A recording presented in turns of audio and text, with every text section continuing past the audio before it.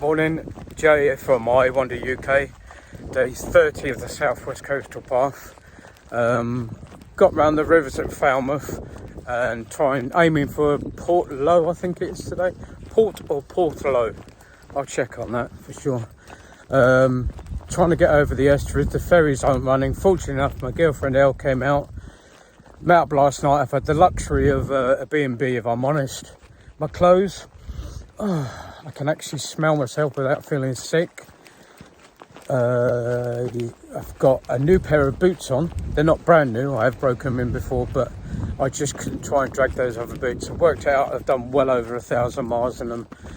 They've done me a service. They've got to the stage where they were worn in the middle. The grips had gone on them. They were comfortable, but the heels were starting to fall apart inside, and so they were starting to tear my heels. I didn't want to retire them. I would like to take them the old way. I feel a little bit sad, if I'm honest. But I've got these new boots. They feel lighter. The bag feels tighter today for some reason. I think it's because I've got restocked. I've got new gas, new food, my clothes and stuff together. And hopefully it'll just fall itself back in. But like I said, I got round the trying to get across the ferries. To be honest with you, it's a right ball ache. It's day 30th, which is 30th of March. Ferries don't run till April, so, but we're heading for Portloe. Apparently the start of the walk's fairly easy, and then it gets a little bit tighter later on in the day. I think it's about 13 odd miles, but we'll just see how we get on. Portloe, B-E-O-R, Portloe Beach, but there's a sign at the top there. You can't actually get down to it, but it looks really nice. Anyway, we're going this way. Nice little sailing boat on the thing. Like I said, this looks pleasant enough. Walking along grassland. And off we go.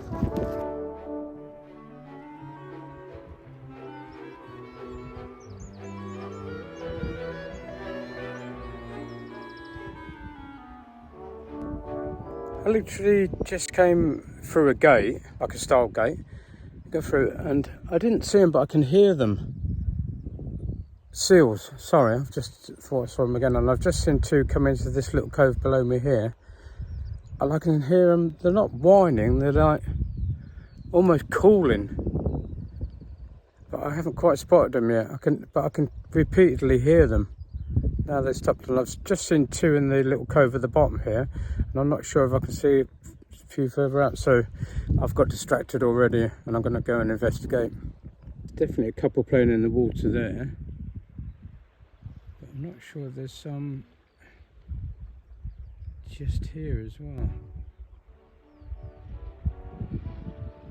I'll have to investigate further.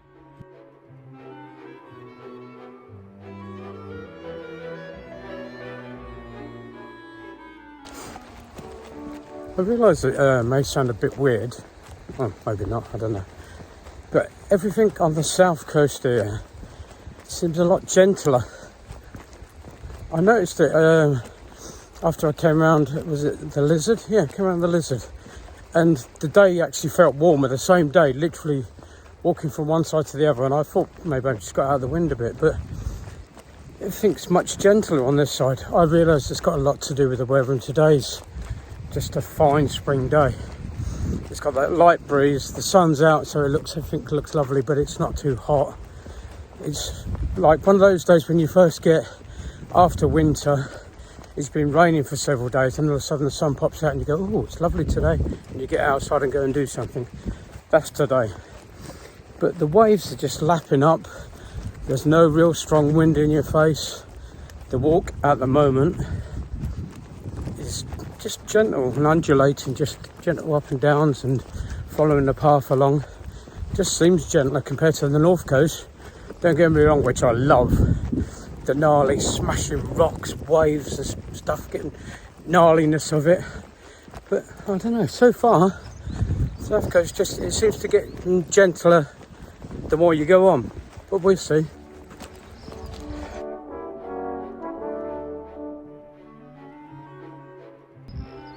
Just a quick look ahead from Grebe Point. That's the direction we're going. In the distance, I feel like that's going to be a significant marker for the day. The little rock up put it on centre of screen now, is another gull rock. And a couple of beaches up there which I've just totally blanked on the name. I'll get back to it.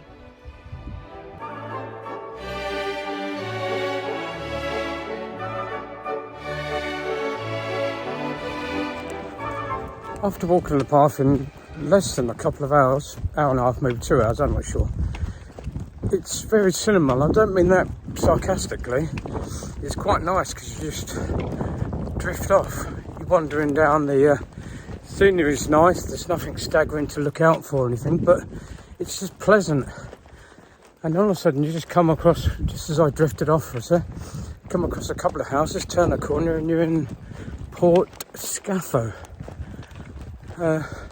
Quite a nice looking village, but almost surprised me.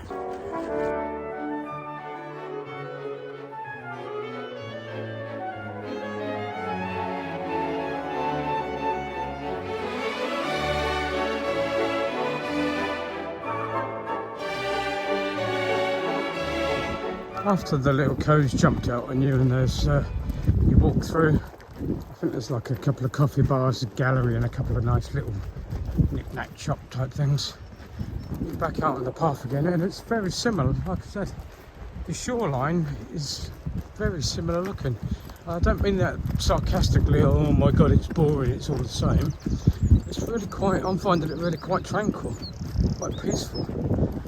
Just, I don't know, just taking it in rather than some days you're trying to look out for things, and I love doing that as well, but it's just tranquil, it's just quite nice. We're heading out and there's the gull rock out there now. From the little cove of Portloe, I think that's how you pronounce it, you've got a couple of miles, perhaps a couple of miles of little track with hedgerows on either side it, and it's, like I said before, it's not boring but it's easy going. So I've just been speaking to someone, apparently the end of the day is a lot more difficult, so save your energy for later. Your your headspace energy, you know, when you have to concentrate to find your footing. Apparently it's a bit like that, but we'll find out later. I think I've got about another mile till, I want to say Pendover, but I'm not sure. Pendover Beach, I'll check on that. I think I've got another mile and I'm just coming through like meadows and fields here at the moment, so that's pleasant enough as well.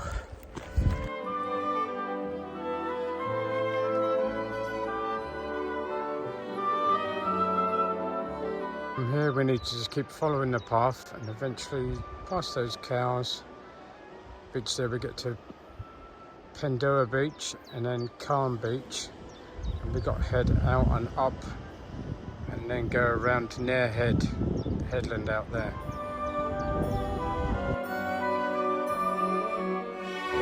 First we'll look at Pendover Beach. If you just come in a bit, look round, and there's Nare Head. Got to get round to, just got to negotiate a way down here and back on the path over there somewhere.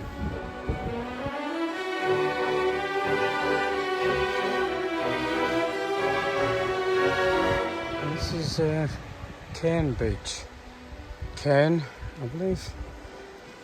We need to be heading out to Nare Head or Nare Point, I've forgotten already.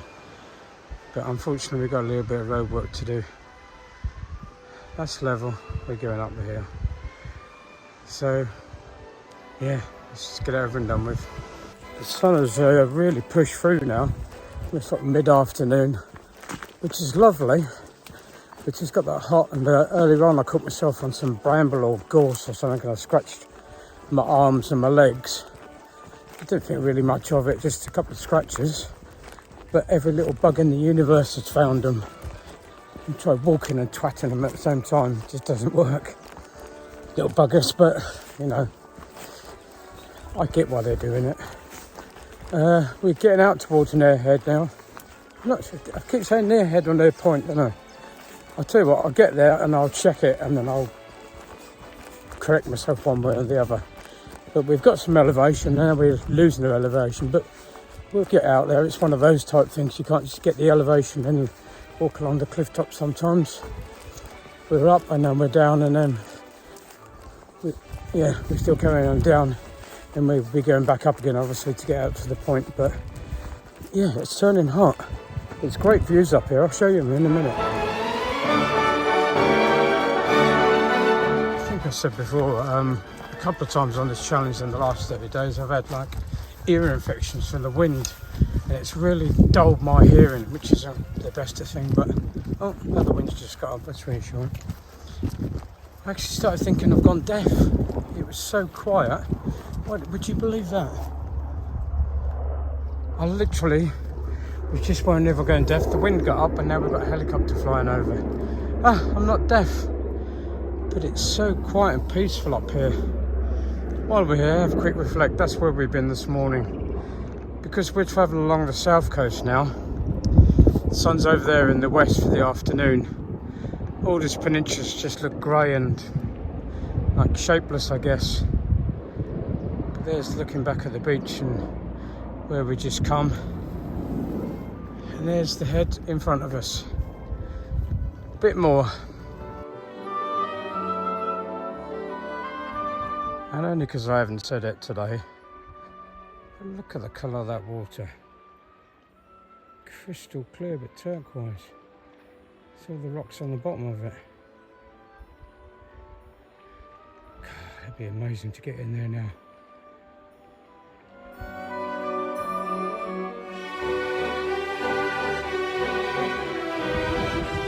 Looking back to Carne Beach, we're getting there. We had to drop right down to a waterfall. Bridge going over it, back up again from steps, obviously with a full summit. And then we got up here, but I think we are getting there now. There's another path, centre of screen now, and then out to the point. I'm going to push on up to there and then take a break.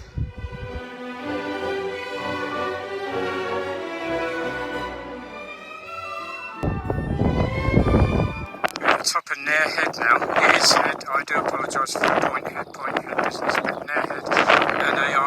The wind's just got up a little bit, which is nice because it's cooling, but I'm going to go and take myself 5 minutes. Up here it's gorgeous. You can actually see practically by the very end, with the head around the other side of the head in there, the whole walk of what you've done today. Coming around so far. This is Nare Head. We've got to get through to Portloe yet, which I'm not sure how far it is, another 3.5 miles maybe. I'll tell you what I'll do is a very quick 360, because I'm not quite on the Portloe's that general direction. I'm just going to go up there and then look around there and way back around. Ideal.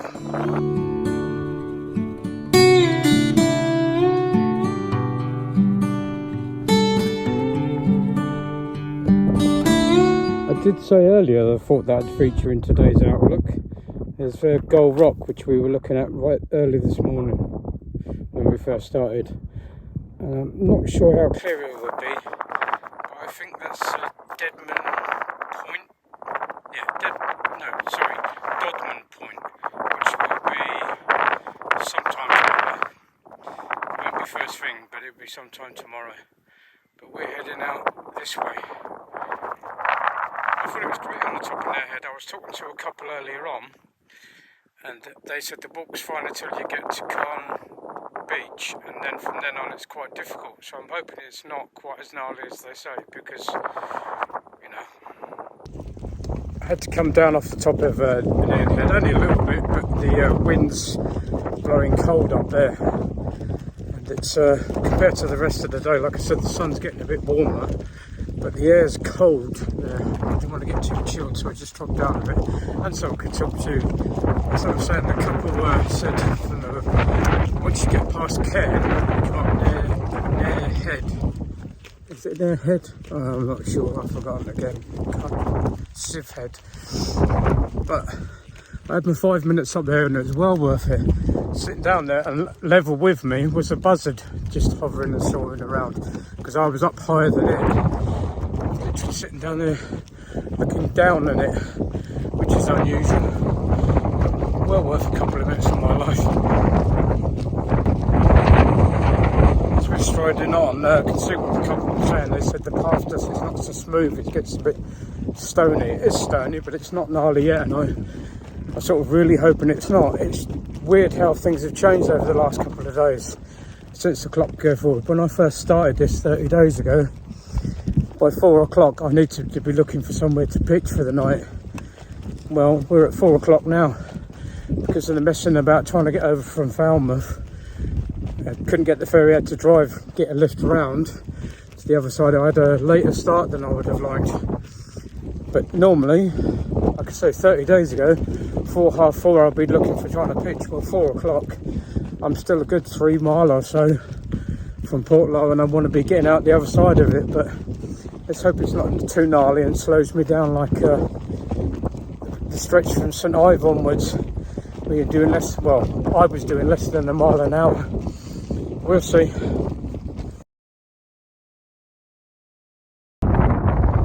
Nice view of the cove down there. That's Kibrick Cove, and the point coming out there is the Bloth. I guess you pronounce it Blouth, the Bloth.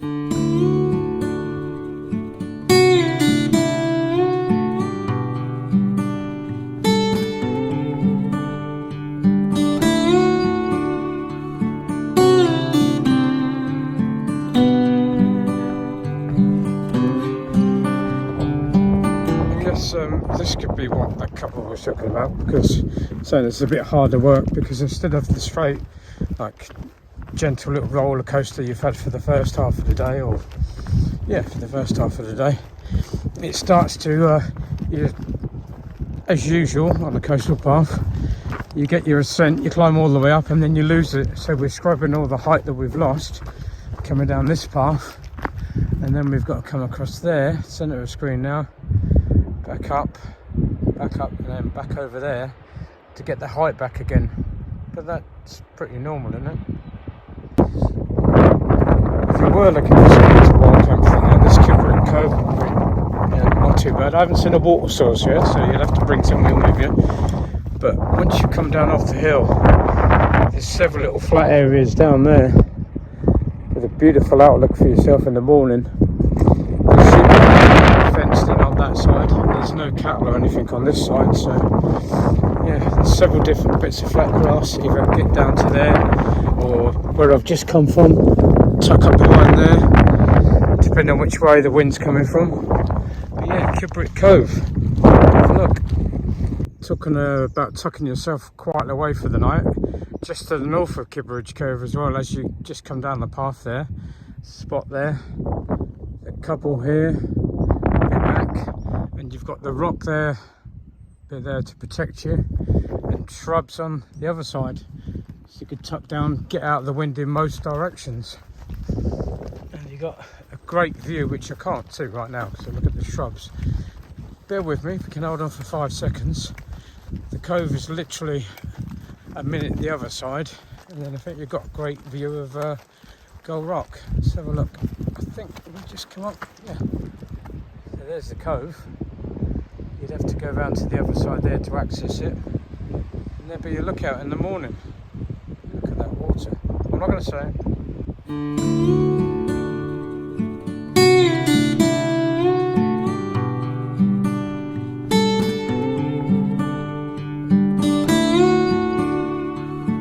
Another lovely cove, the Strave. This time, big patch of green, but all on a slant coming down there.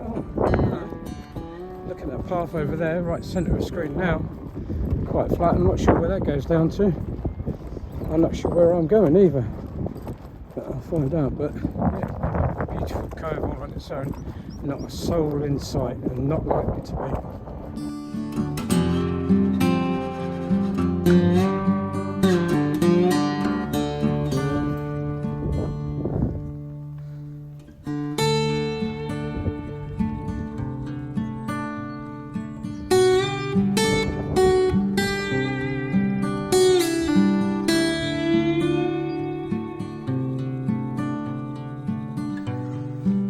As you come onto the strafe, you do drop down, so you lose all your elevation, but you get right down to water level. So you see the obvious unfortunate side to that is you need to climb back up again, which I'm doing right now. But to give you a quick look back at the strafe, to show you it.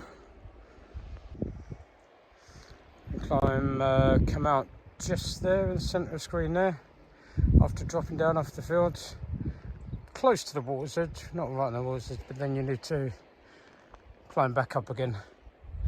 I think that's for the bugger. But I know just in front of me, I've got Portloe just in front of me around the next headland, and I need to drop down to that and then climb back out of that as well. So I've got to save a little bit of energy.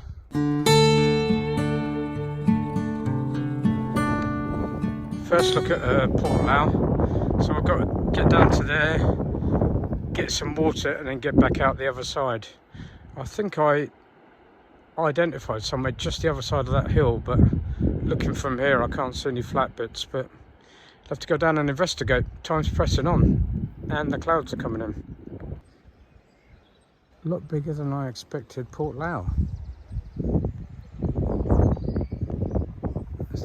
guessing that's the harbour down there. I'll go and investigate that in a few minutes. Just need to go and find some water.